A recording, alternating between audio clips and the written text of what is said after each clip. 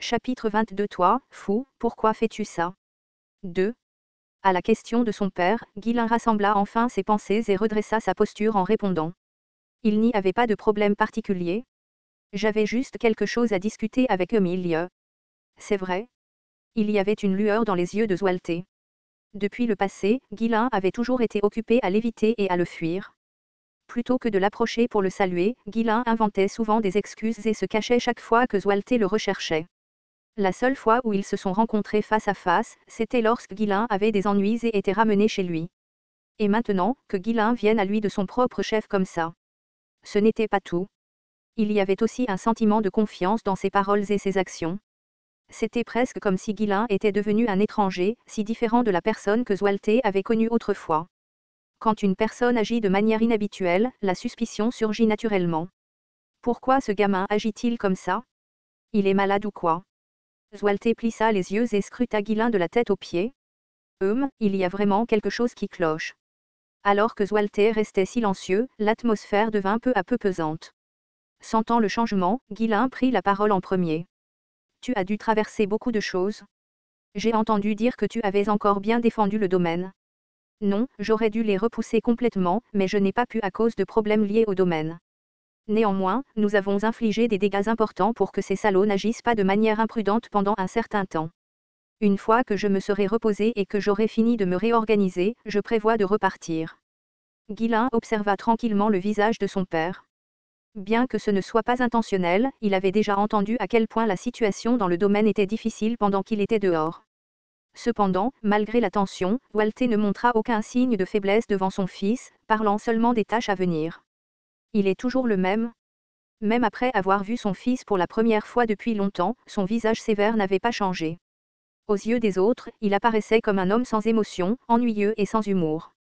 Quand Ghislain était plus jeune, il pensait la même chose. Il détestait son père pour sa rigidité et sa sévérité. Mais maintenant, il comprenait ce qui se cachait derrière cette expression, la fatigue, l'épuisement et un sens inébranlable des responsabilités. Tout le monde dépend de ce sens du devoir. La paix que tout le monde tenait pour acquise était en fait construite sur les sacrifices de Zwalte. Enfant, Ghislain pensait que son père était téméraire, qu'il ne s'intéressait qu'aux combats et qu'il ne prêtait aucune attention à sa famille. Il lui en voulait pour cela. Il avait souvent envié les enfants d'autres familles nobles qui vivaient confortablement et luxueusement dans leur domaine. Il ne comprenait pas pourquoi seule sa famille devait vivre dans une telle épreuve et une telle pauvreté. Mais maintenant qu'il comprenait le poids de la responsabilité, il sentait qu'il pouvait comprendre ce que son père traversait. Comme cela a dû être difficile de vivre comme ça. Ghislain se perdit dans ses pensées. Remarquant que son fils ne parlait plus, Zwalte décida de lui demander ce qu'il avait en tête. J'ai entendu dire que tu t'étais personnellement occupé de Jamal et Philippe. Est-ce vrai? Comment dois-je expliquer cela? Il était déjà fatigué de toutes les rumeurs qui circulaient sur cet incident. Ghislain hésita un instant, et Randalph, le commandant des chevaliers, se pencha en avant et demanda. C'est vrai, on en a beaucoup parlé ces derniers temps. Alors, soyons honnêtes. Les as-tu tués toi-même? Je ne les ai pas tous tués moi-même. À cela, les serviteurs de la famille Ferdium hochèrent la tête comme pour dire, bien sûr. Dès le début, aucun d'entre eux ne crut à la rumeur selon laquelle Ghislain avait tué 2 chevaliers à lui tout seul. Randalph hocha également la tête et demanda à nouveau.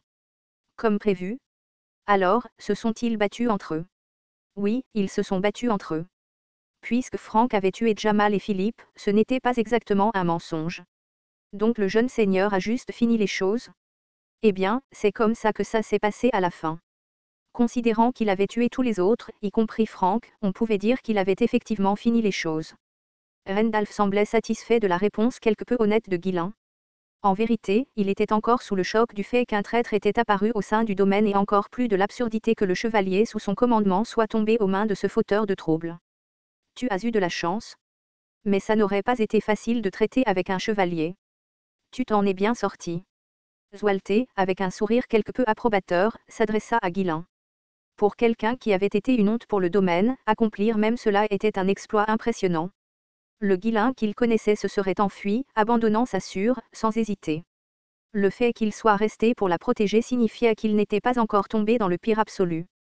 J'ai entendu dire que tu avais même gagné un duel contre Khan. Continue à t'entraîner avec diligence comme ça. Je le ferai. Randalph ne prit pas la peine de demander si battre Khan était vraiment vrai. Il avait déjà reçu un rapport du chevalier qui avait assisté au duel, et il avait pensé qu'il s'agissait simplement d'un combat entre adversaires de force égale. Après le duel avec Khan, les rumeurs sur le rôle de Guilin dans la soumission des orques s'étaient concentrées sur la simple idée que Guilin avait activement aidé Scaovan. Toutes les controverses avaient été résolues, mais l'opinion de Rendalf sur Guilin restait inchangée. Si seulement il n'était pas le fils du frère de mon seigneur, je l'aurais déjà cassé en deux. Cette fois, Omern s'avança.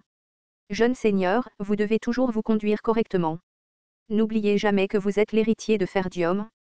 Ne perdez jamais votre honneur, et toujours, pour le bien du domaine, votre grand-père, le comte d'Antferdium. Les réprimandes d'Omern commencèrent à s'étendre sans fin. Pour lui, Guilin était une honte pour le titre de jeune seigneur, un héritier indigne et un casse-tête constant pour le domaine. C'est pourquoi il ne pouvait s'empêcher de le réprimander chaque fois qu'il voyait Guilin. En vérité, c'était en partie les réprimandes d'Omern qui avaient nourri l'esprit rebelle de Guilin dans sa vie passée. Non pas qu'Omern ait pu le savoir. Je comprends. Ne t'inquiète pas. Guilin coupa négligemment ses réprimandes. Regarde-le m'interrompre juste parce qu'il ne veut pas écouter. Lui parler ne sert à rien, complètement à rien. Omern ferma la bouche, son expression pleine de mécontentement.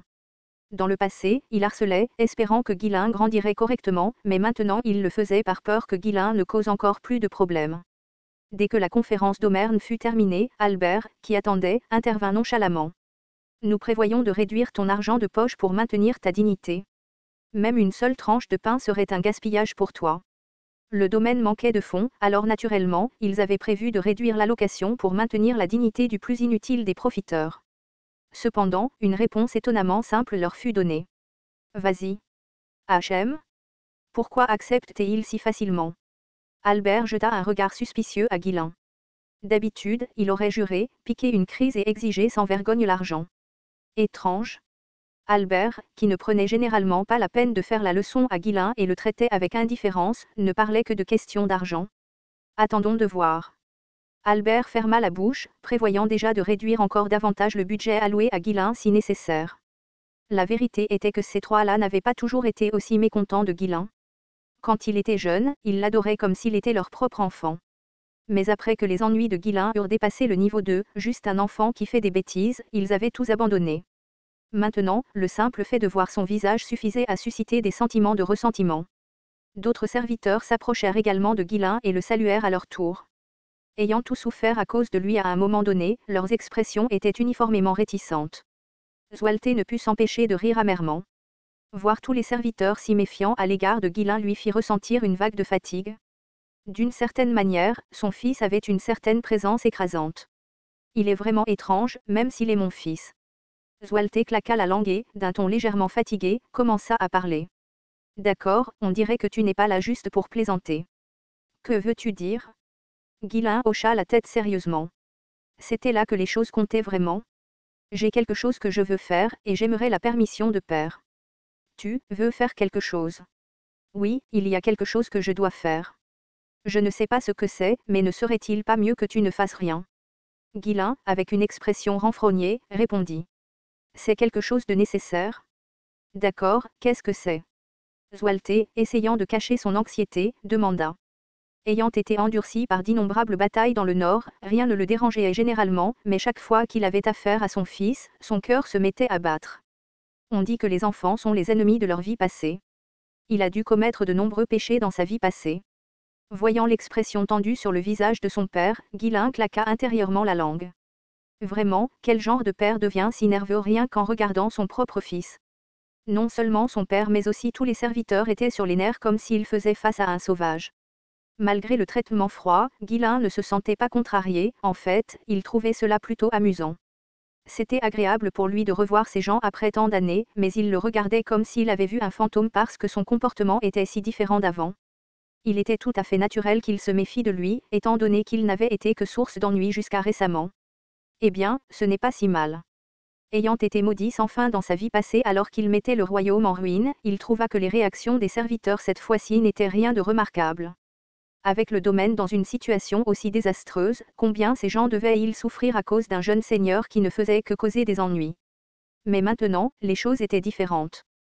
Guilin possédait les connaissances et les capacités nécessaires pour renverser la situation désastreuse du domaine. C'est une bonne chose pour le domaine de toute façon. Guilain se força et déclara fermement. Je vais développer la forêt des bêtes. Zwalte fronça les sourcils. Les serviteurs qui l'écoutaient montraient tous des signes évidents de choc. En un instant, l'atmosphère dans la pièce devint pesante. Le silence devint si épais qu'on pouvait entendre le bruit de clignement des yeux. Après un long moment d'incrédulité stupéfaite, Omern regarda Guilain et dit. Jeune seigneur, est-ce que tu viens de dire que tu allais développer la forêt des bêtes? C'est vrai. Je m'occuperai de tout. J'ai juste besoin de la permission de construire une garnison près de la forêt et de rassembler des forces. Plusieurs noms inquiétants, tels que la forêt des ténèbres et la forêt du silence, connaissaient la forêt des bêtes. La seule chose que tous ces noms avaient en commun était leur nature menaçante. La forêt, qui s'étendait au nord de Ferdium, était remplie de monstres puissants. Personne n'avait jamais réussi à l'explorer. Même à Ferdium, ils évitaient d'interférer avec elle, se défendant seulement contre les monstres occasionnels qui émergeaient de ses profondeurs. Avec un petit rire comme pour donner une leçon à Guilain, Omern dit. Jeune seigneur, sais-tu au moins quel genre d'endroit est la forêt des bêtes? Guilain hocha légèrement la tête, un sourire sur le visage. Bien sûr, je sais. C'est une forêt pleine de monstres dangereux. Les murmures parmi les serviteurs devinrent plus forts. Il y avait des tâches dans ce monde qui pouvaient être faites et des tâches qui ne pouvaient pas. Pour eux, ce que Guilain proposait était quelque chose qui ne pouvait pas être fait. Ils ne pouvaient pas comprendre pourquoi il était sorti de nulle part avec une proposition aussi ridicule. Dans leur esprit, ce n'était qu'un autre désastre qui attendait de se produire, comme les nombreux précédents. D'un air raide, Omern reprit la parole. Non seulement il est impossible de développer la forêt, mais en tant que noble de votre rang, vous ne pouvez pas rassembler des forces ni construire des garnisons dans le domaine sans autorisation. Oui, c'est pourquoi je suis venu chercher l'approbation de père. Répondit Guilain avec désinvolture, son comportement faisant monter la colère d'Omern. Il semblait que maintenant que Guilain avait grandi, il prévoyait de provoquer des catastrophes à une échelle encore plus grande. Calme-toi, c'est devant le Seigneur. Omern essaya de se retenir. Mais alors que les souvenirs de tous les terribles désastres causés par Guilain lui traversaient l'esprit, et voyant l'audace sur son visage maintenant, Omern ne pouvait tout simplement plus se retenir. Avant que Zwalte ne puisse dire quoi que ce soit, Omern explosa, crachant ces mots. Toi, fou, pourquoi ferais-tu ça?